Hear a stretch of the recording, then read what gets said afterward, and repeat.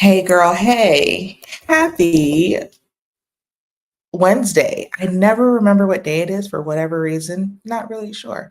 But happy Wednesday. And good Maven morning. If you don't know me, I'm Olivia Denton Thomas. I am the brand counselor helping you go from hustling to wholeness with brand strategy. And a little bit of life strategy mixed in there because I'm a firm believer that like all branding is personal. And if all branding is personal, that means we have to kind of like get into some life stuff in order to make it make sense a lot of the time, which is why we are talking about what we're talking about today. Faking function and no longer faking function so we can ask for help. So a lot of us come to um, building businesses from a place of being able to fix everything or solve everything for other people a lot of the time. Or we're just the forget it, I'll do it kind of people, where we see something needs to get done.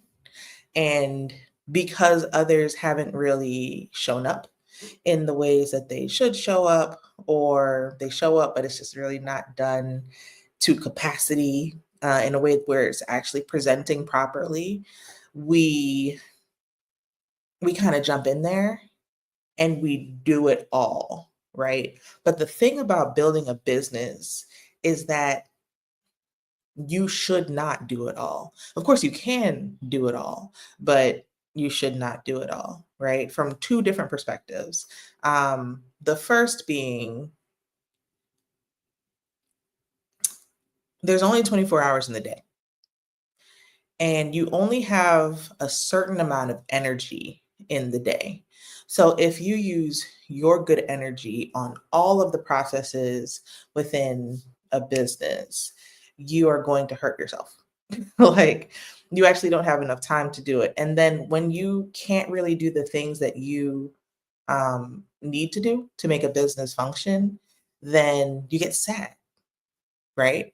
You start to wonder if having a business is even for you at all, because suddenly where you used to be able to figure it out or just kind of like do everything and figure out the processes here, there, and everywhere. Because for some people within like different organizations, you've had to learn. You've had to learn a lot, but you've had to learn specifically for whatever your specific function was. A business has so many different functions. So yeah, you should have like an overview learning of what needs to be done so you can like delegate it to other people. But having like deep knowledge of every single thing, it doesn't actually make it doesn't actually make much sense. Like it because you don't have the capacity to do it all. Which kind of brings me to my second point. You you need people who can do it well quickly, right?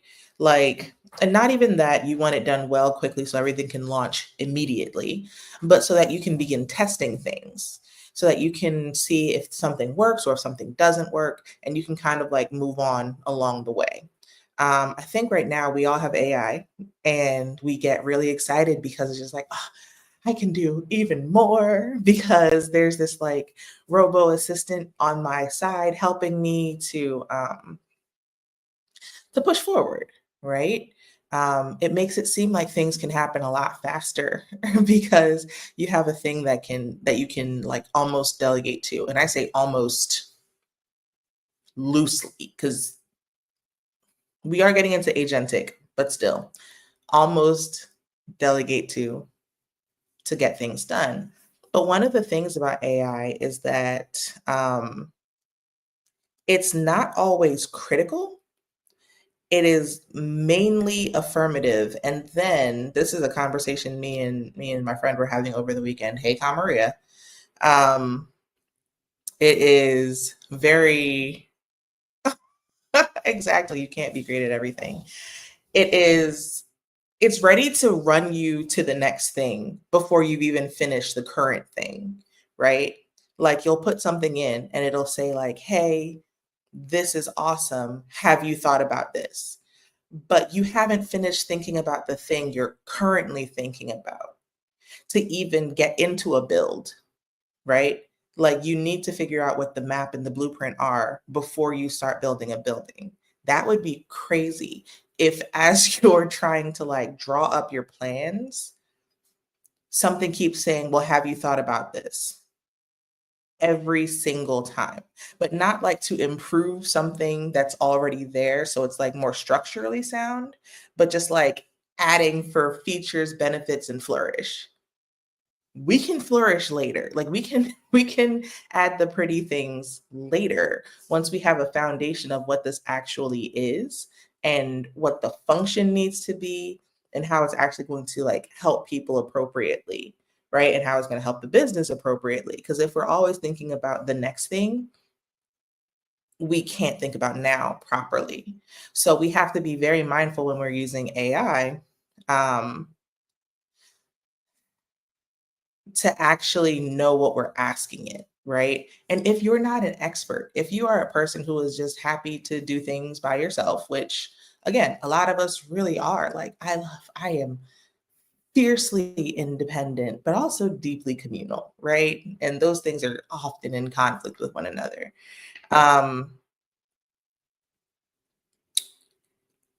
you'll want to run it alone. But when you can ask help of somebody else who actually knows what's going on and actually knows like the frameworks and the processes and what's supposed to happen, like in the science of a thing, I don't think we think nearly enough about the science of things when we're doing them. We do them because we kind of see the end result and we have an idea like of what it's supposed to look like at that level out there, but we don't think about like all of the minutia that it takes to actually like build whatever this is up. It's very granular, right? And when it's granular, it's a lot of details, and it's a lot of details that if you know the details you need to focus on, you will get sidetracked with the things you don't know, right?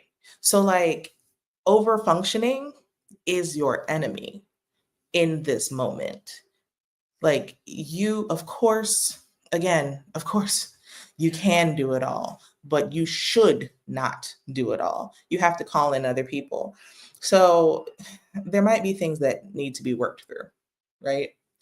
I'm a firm believer with every client. I'm like, so do you have a therapist? Um, because what business, relationships, and children are going to do is bring up the worst, the things that you haven't dealt with, the things that somebody put into you that are really fear-based and shake you up. So you really have to actually jump in and ask somebody else, even for help, for your like foundational self, to make sure that you are appropriately letting go and letting in as you need to. Some people don't ask for help because they've never known that they could ask for help. So like you kind of jump into it doing everything because you could. You are the person in the group project who did all the work in the group project because you wanted the A. Like, not even necessarily that other people couldn't do it, right? There are the times where other people can't do it, and there are the times where people can do it, but not to the way, not to the capacity that you can do it, and you can do it so much better. You wanted that A. So, or at least you wanted a good passing grade. So you really just did it yourself. Like, again, forget it, I'll do it. Right. So you might have to talk to someone. You might have to like lay down this idea of everything being perfect, getting an A, and the idea that you are worthy. Um, you're worthy with a B, you're worthy with a C, you're worthy with an F or an incomplete. Like you are actually worthy in any of these instances. And not being able to get to perfection immediately doesn't mean that you won't actually get to progress. So, so if you can't do it, someone else can. It doesn't make you any less worthy if you can't do it because someone else absolutely can. Now, another thing is maybe you feel like you don't have the resources to bring somebody else in. and the resource you do have is time. Let me tell you something. Time is expensive. This was also another conversation from the weekend. Time is extremely expensive because that's not a renewable resource. You can find money, like you can find money, but time is something you cannot find again. Now, if you're using all of your good functioning time on tasks that are not really for you, that you are having to learn and figure out in the moment, are you utilizing your time well? You really have to ask yourself that. Are we actually putting our good resources into something that's going to give us a good return in at a rate that actually makes it worth it? Not being able to get to perfection immediately doesn't mean you can't get to progress. That seriously, like you're going to get there, and you need to allow yourself, you need to release yourself to raise yourself, like, in a way. I always joke, like, I always joke about, like, reparenting myself and raising myself and how much all of these things have brought me to a place where I have to, like, be very, like, hands-on with little Olivia and be like, "Hey, you're okay. You're safe. It's alright to ask someone else for what you need because it's going to make you better." Right? So, whoever, whatever, whenever, um, has made me feel like because I am the resource, I have to put myself into everything all the time. But me being the resource, me utilizing my time constantly isn't always the best thing for me, right? Of course, again, can, should I? My time is better spent understanding my audience, better spent understanding the kinds of products that need to be created and what solutions need to be put out into the world, like understanding the vision, right? Like becoming the visionary. A lot of us are founders and business owners, but not a lot of us are actually CEOs. Like CEOs delegate, like you are the chief. You can't be a chief without a tribe. That's crazy, right? So you have to allow yourself to do the part that is your part, the part that utilizes your time really well, and allow other people to do the things that utilize their time really well as well. And you have to fire people. I think that's also something that people are afraid of. So, what is it? Hire slow, fire fast, right? Like, if at some point you have delegated something to somebody and the thing really just isn't happening, you got to turn off people pleaser brain. You got to turn off saver brain, right? Where it's like now you're thinking about the other person and, oh, they need this or oh, they need that and their livelihood or they need to put this on their resume or like whatever, right? If they're not jumping into it with full function, this might not be for them. And it's definitely not for you. There's one or two times that people can come into something and really ask a question and say like, "Oh, how do I do this?" And you know, how does this like align with the business and the work and all those different kinds of things. But after that, if they're not actually seeking the information for themselves and trying to like figure out how to like join in on the process from a I really believe in this standpoint, they're not your people, and it's okay to let them go, right? That's another part of why you're probably over functioning. Like you don't want to invite people in that you probably don't know how to release as well. And I can speak for myself in that, right? Like I'm always I have in the past, I'm working on, we're honest here, been the kind of person who looks at another person, it's just like, oh my gosh, they're trying, because I'm giving the kind of grace to them that I always hope and like kind of wished was extended to me, like understanding the process of it all. But maybe sometimes it doesn't fit. Sometimes the process is too slow, and sometimes they need to go a step back into an internship or a lower level or figuring it out themselves before coming into something that needs to actually move. Like we are out of shalom here. Shalom is function. It's not peace because we think peace is supposed to happen. It is functional. Like think like the cogs are moving together in like a fluid and lubricated way, right? We want that. But if everybody is not operating in the way that they should be doing, moreover, not asking for help in the ways that they should. Sometimes, the person who you hire is also afraid and they won't ask for help either because they also want to prove their worth, right? One thing about having a company is you create the culture. So if you are a person who is an overfunctioner, the people beneath you are also going to think that they have to be overfunctioners as well because they see you not asking for help. They see you like just kind of like going, going, going. So they think that's the culture of the business, going, going, going. But one of the things that needs to happen in the business to make it effective and efficient is actually slowing down to ask the appropriate questions, see if we're doing what we need to be doing, see if we have the right people on our team actually doing the things, and then going for fluidity. But if they're too scared to ask for help, they might even be capable, they might even be amazing, but they're too scared to ask for help, or direction. Sometimes it's not even help, sometimes it's just direction, like, where's the alignment here? Um, they might not be able to do the work properly, and then you have to release them, right? You have to release them to something that fits better for them, right? So even when we're, like, releasing people, even if we're firing people, like, we are saying, like, "Hey, look," not even just like, "This isn't a good fit," in the, like, head tilt kind of way, but, "No, I want better for you, and if here is not better for you and your life and your progress, I want you to find that. So please do that because it's not good for you here." There is there's some like care and responsibility in like firing people too, right? You don't want people to be in the room thinking that they're doing the right things for you or thinking that they can like slack through it and it's going to be okay. It's not. You need to grow, and that's cool. Do it somewhere else. Um,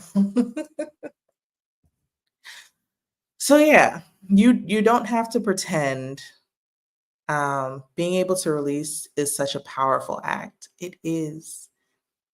It is such a powerful act because you're releasing yourself, right? I say it so much. There's only 24 hours in the day. And what I'm really saying is I only have a certain amount of energy for those 24 hours in the day. So if my energy has to go towards something that is not like really building me forward, is it a good use of energy? Right? So that includes the people that I'm working with. That includes the work that I'm doing. Like all of these are the same conversation. Can I release it? Can I fire them? Can I fire myself? What is actually really important to me in this moment? One of the books that I enjoyed over the last maybe 2 years is Essentialism by Greg McCune. I think there was another one too. Essentialism and 10x is easier than 2x. Those two books, I really enjoyed them. But essentialism is what I'm thinking about right now, right? Because there's only so many things that you can and should do. And if you are weighing yourself down with all of the things that don't belong to you in the same ways that you were raised to, you're not going to move in health.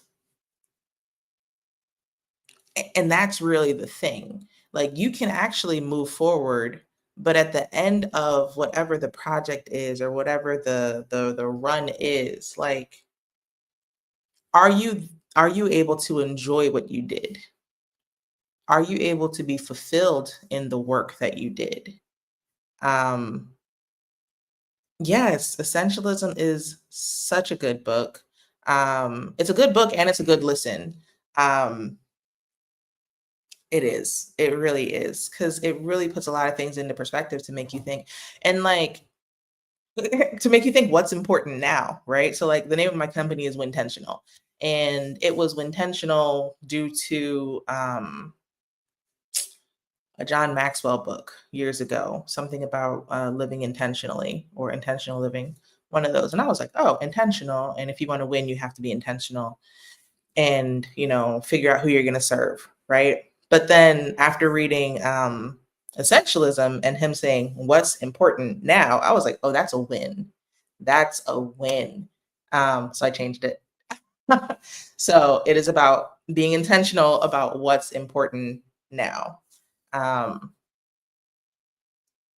because really that's like all you have is now. And even now isn't like a thing, right? Now just moved the second I said now.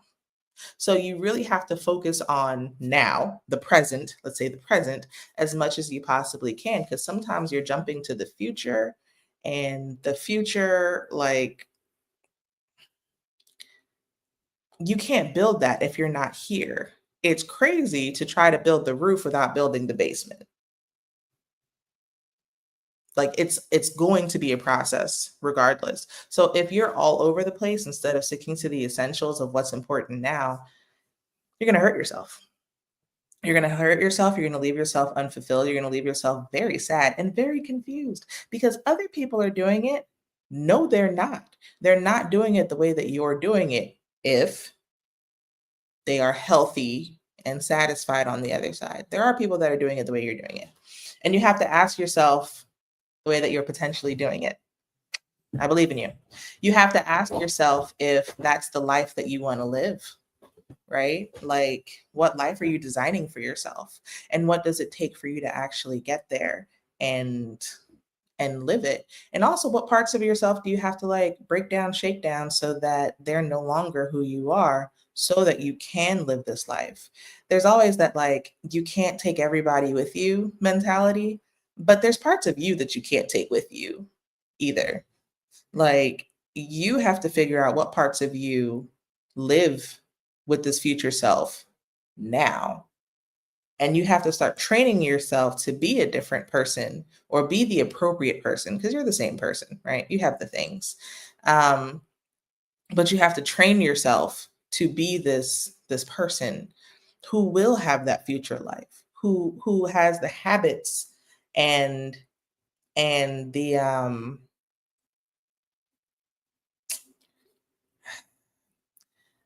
habits and the foundational energy, right? The spirit, right?